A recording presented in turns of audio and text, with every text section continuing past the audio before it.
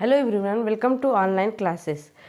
अभी तक जो पिछले वीडियो में हम पॉलिटी के इम्पोर्टेंट क्वेश्चन देख रहे थे, उसी सीरीज़ में आगे बढ़ते हुए जो आप अब देख रहे थे त्यागपत्र, ये सब चीज़ें, वहीं पे हम आगे बढ़ रहे हैं। अगर आपको पॉलिटी का फाउंडेशन कोर्स चाहिए तो आप एक बार प्लीज़ कमेंट में कर दीजिएगा, बता दीजिएगा, तो हम फाउंडेशन कोर्स भी चला देंगे पॉलिटी का। और आप प्लीज़ एक बार वीडियो को लाइक और सब्सक्राइब जरूर करिएगा, क्योंकि आप लोग देखते तो हो लेकिन ना लाइक करते ना सब्सक्राइब करते, तो हमको समझ में नहीं आता है कि एक्चुअल में हमारे वीडियो बेनिफिट हो रहा है आपके लिए कि नहीं हो रहा है। तो प्लीज़ एक बार आप लाइक सब्सक्राइब जरूर कर दीजिएगा। Thank you. आगे चलते हैं। अभी पिछले वीडियो में हम लोग क्या देख रहे थे, किसका देखे थे? लोकसभा अध्यक्ष का देखे थे कि उनका राष्ट्रपति नियुक्ति करता है, वो शपथ ग्रहण राष्ट्रपति कराते हैं। तो उसी में चल रहे हैं मुख्य चुनाव आयुक्त। किसका? मुख्य चुनाव आयुक्त।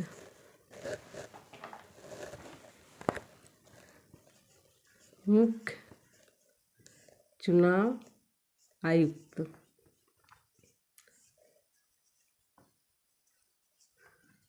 मुख्य चुनाव आयुक्त का मुख्य चुनाव आयुक्त क्या करेंगे, देखेंगे इनको शपथ कौन कराता है, ये त्यागपत्र अपना कौन किसको देते हैं, और नियुक्ति कौन करता है। तो इनकी नियुक्ति राष्ट्रपति करते हैं। नियुक्ति राष्ट्रपति।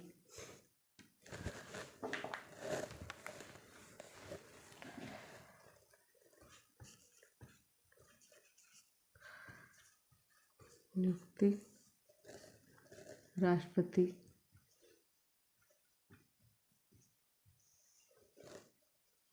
शपथ ग्रहण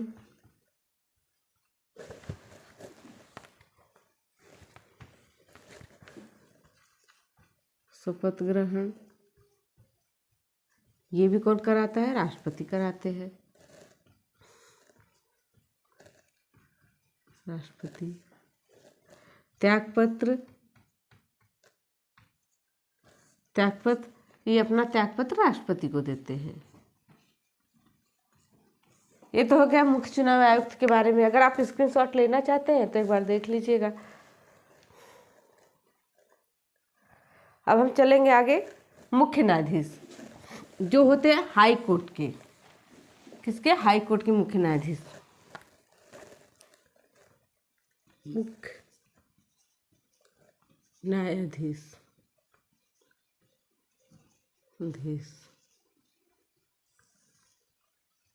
मुख्य न्यायाधीश किसके? हाई कोर्ट के।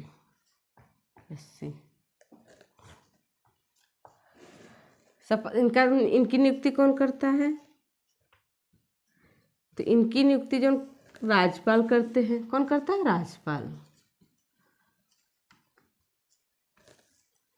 शपथ ग्रहण कौन दिलाता है?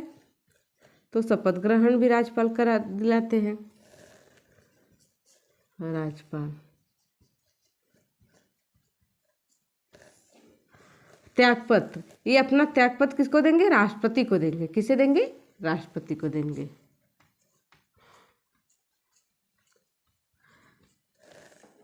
इनका कार्यकाल जो होता है,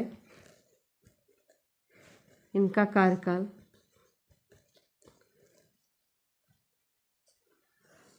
6 वर्ष का होता है। कितने वर्ष का होता है? 6 वर्ष का होता है। अगर इसके 6 वर्ष से पहले 6 वर्ष के पहले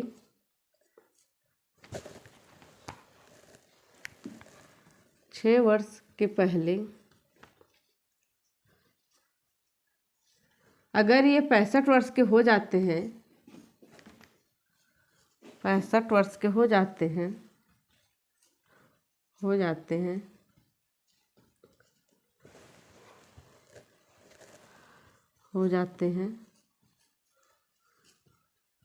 तो भी इनका कार्यकाल क्या होता है? समाप्त हो जाता है। तो भी इनका कार्यकाल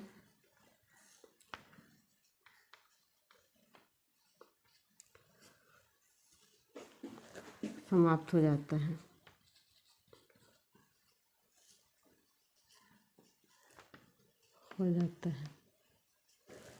तो किसके बारे में देखें हम? मुख्य न्यायाधीश, वो भी किसके? हाई कोर्ट के मुख्य न्यायाधीश जो होते हैं उनके बारे में। उनकी नियुक्ति राज्यपाल कराते हैं, शपथ ग्रहण भी राज्यपाल कराते हैं, लेकिन इनका जब अपना त्यागपत्र देना हो तो राज्यपाल को न देकर वो सीधा राष्ट्रपति को देते हैं। और इनका कार्यकाल 6 वर्ष का होता है। अगर 6 वर्ष के टाइम अगर उनका कार्यकाल चल रहा है और उसी वक्त उनका उम्र 65 वर्ष हो जाता है तो भी वो क्या करते हैं? आप रिटायर हो जाते हैं। ठीक है, तो आगे देखते हैं।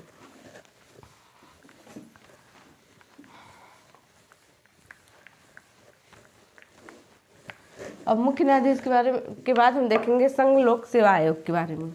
किसके बारे में? संघ लोक सेवा आयोग। संघ लोक सेवा आयोग,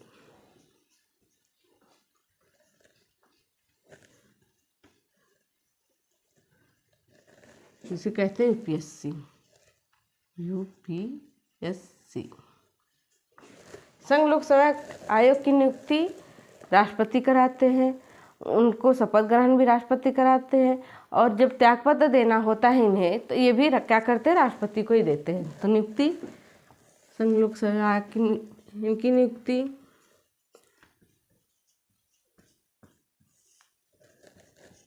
राष्ट्रपति।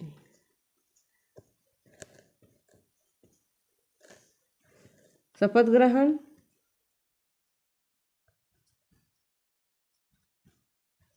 तो राष्ट्रपति।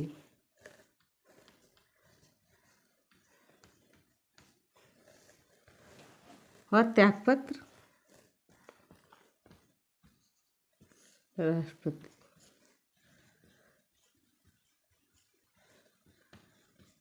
ये तीनों क्या कौन कराते हैं? राष्ट्रपति ही कराते हैं। ठीक है, अगर आप स्क्रीनशॉट लेना चाहेंगे तो एक बार आप ले लीजिए, मैं साइड हो जा रही हूँ।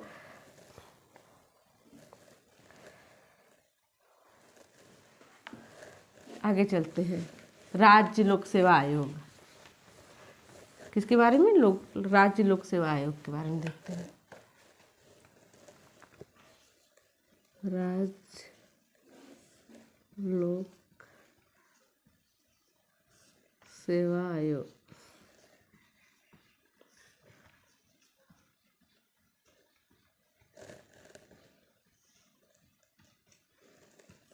राज्य लोक सेवा आयोग, इनकी नियुक्ति कौन करता है?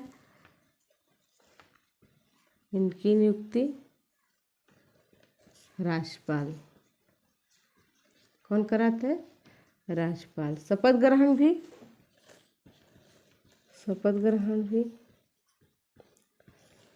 राज्यपाल।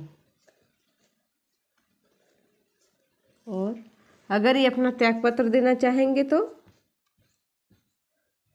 ये त्यागपत्र देंगे राष्ट्रपति को। किसे देंगे? राष्ट्रपति को। ये हो गया आपकी नियुक्ति, शपथ ग्रहण और त्यागपत्र से संबंधित क्वेश्चन। यहाँ से अगर आप पिछले वीडियो को और इस वीडियो को देख रहे हैं तो आपका कहीं से क्वेश्चन छूटने वाला नहीं, नियुक्ति, शपथ ग्रहण और त्यागपत्र से। ठीक है, इसके बाद हम चलेंगे अनुच्छेद जो है, इम्पॉर्टेंट अनुच्छेद है जो एग्जाम के पॉइंट ऑफ व्यू से बहुत ही महत्वपूर्ण है, तो उसको हम देखेंगे। ठीक है,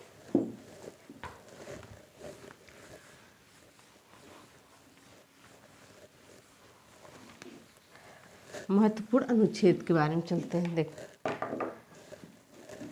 महत्वपूर्ण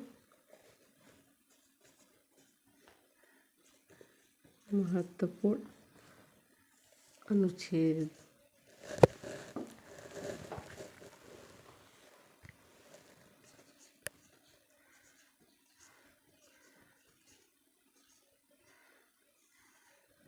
महत्वपूर्ण अनुच्छेद जो हमारे एग्ज़ाम में, चाहे लो लेवल का एग्ज़ाम हो चाहे हाई लेवल का, अनुच्छेद एक ऐसा टॉपिक है जो पूछना ही पूछना है, कभी सीधे तौर पे, कभी आपको घुमा फिरा के, लेकिन पूछेगा ही पूछेगा। तो जो इम्पॉर्टेंट है, सारे अनुच्छेद नहीं, जो इम्पॉर्टेंट है एग्ज़ाम को देखकर हम, जो आपका एसएससी जीडी का एग्ज़ाम है उसमें इस तरह के क्वेश्चन पूछते हैं, तो उस एग्ज़ाम को देखते हुए जो इम्पॉर्टेंट है अनुच्छेद, इस वीडियो में, अगर इस वीडियो में कंप्लीट नहीं होगा तो नेक्स्ट वीडियो में हम जरूर कंप्लीट करके आपको दिखा देंगे। पहला अनुच्छेद 352, अनुच्छेद 352 जिसको आर्टिकल भी कहते हैं। अनुच्छेद 352 ये राष्ट्रीय आपात के लिए होता है। राष्ट्रीय आपात।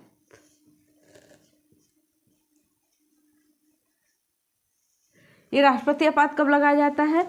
जैसे किसी तरह का अपने देश में दूसरे देशों से किसी तरह का युद्ध हो गया, तब राष्ट्रीय आपात लगाया जाता है। तब उसमें आपका सारा अधिकार छीना जाता है, तो उसमें आपको हर हाल में जो राज्य है, जो देश है, उसकी बात आपको मानना ही पड़ेगा राष्ट्रीय आपात के तौर पे।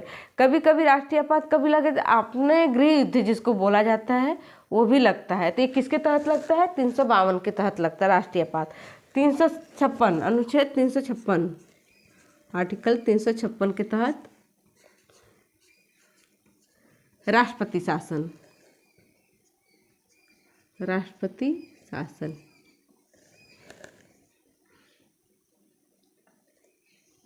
राष्ट्रपति शासन जो है 356 के तहत लगाया जाता है। और ये किसी राज्य में उस वजह से लगाया जाता है, जैसे किसी राज्य की राज्य व्यवस्था सुव्यवस्थित नहीं चल रही हो, उसको अगर वहाँ की राज्य सरकार जो मुख्यमंत्री हो अपने राज्य को व्यवस्थित करने में किसी तरह से असमर्थ है, तब वहाँ पर राष्ट्रपति शासन लगाया जाता है। तो किसके तहत लगाया जाता है? 356 के तहत। 360 अनुच्छेद 360 इसमें वित्तीय आपात लगाया जाता है।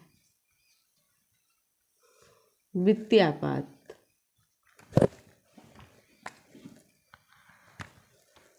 वित्तीय आपात ये क्या होता है?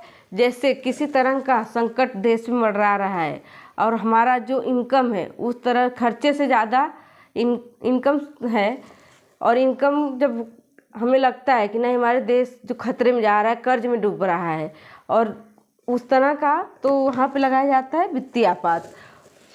और अनुच्छेद 343 अनुच्छेद 343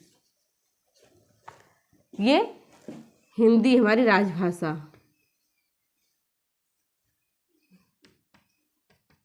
हिंदी राजभाषा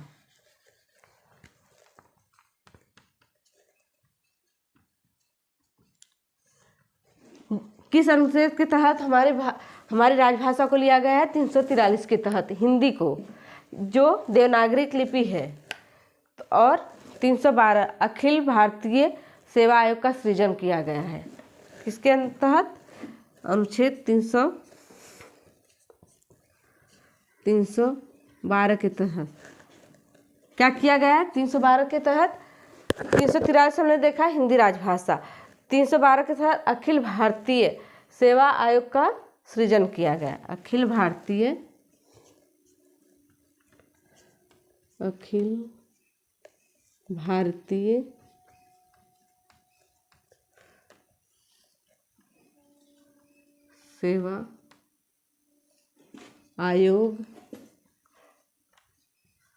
सेवा आयोग का सृजन किया गया।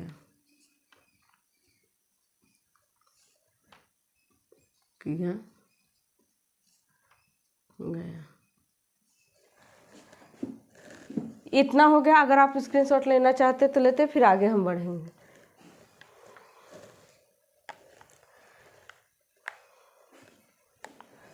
आगे चलते हैं अनुच्छेद की।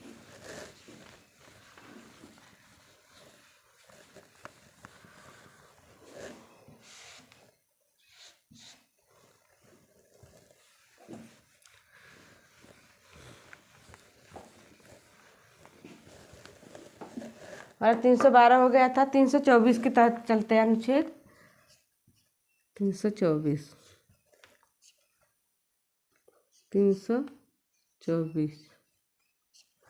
अनुच्छेद 324 में क्या है?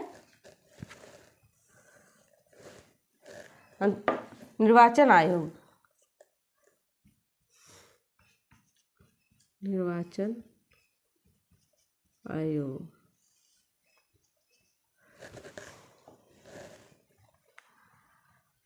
निर्वाचन आयोग सॉरी आयोग, निर्वाचन आयोग। ये हो गया 324 के तहत निर्वाचन आयोग। 315 अब देखेंगे अनुच्छेद 315 संघ लोक सेवा आयोग का गठन किया गया। अनुच्छेद 315 के तहत 315 के तहत संघ लोक सेवा आयोग का गठन।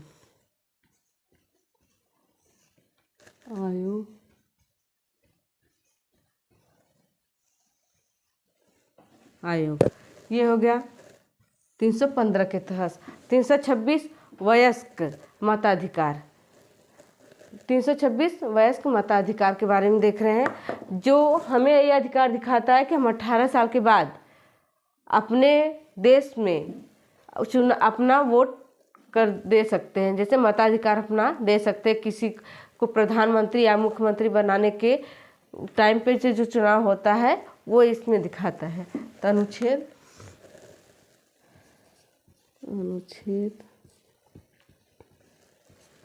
326 वयस्क मताधिकार। वयस्क मताधिकार, वयस्क मताधिकार, वयस्क मताधिकार।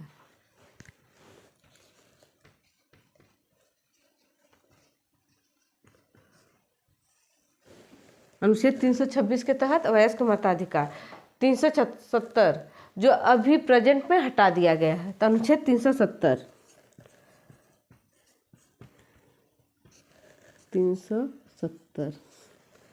क्या है? जम्मू कश्मीर विशेष मताधिकार जो था, विशेष अधिकार जो था उनका, वो दर्जा अब छीन लिया गया है। तो जान लेना जरूरी है। जम्मू और कश्मीर विशेष दर्जा, कश्मीर विशेष दर्जा, विशेष दर्जा। ये हो गया अनुच्छेद 370। धन विधेयक 110 के तहत, अनुच्छेद 110 के तहत धन विधेयक 110 के तहत धन विधेयक।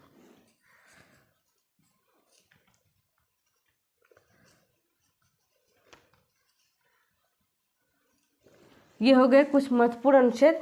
नेक्स्ट वीडियो में हम इसके आगे चलेंगे। तो थैंक यू सो मच। लेकिन आप लाइक और सब्सक्राइब जरूर करिएगा, क्योंकि आप नहीं करते लाइक सब्सक्राइब तो हमको समझ में नहीं आता। अगर किसी तरह का वीडियो में कोई प्रॉब्लम आ रही है तो आप मुझे कमेंट करके बता दीजिएगा। Thank you so much.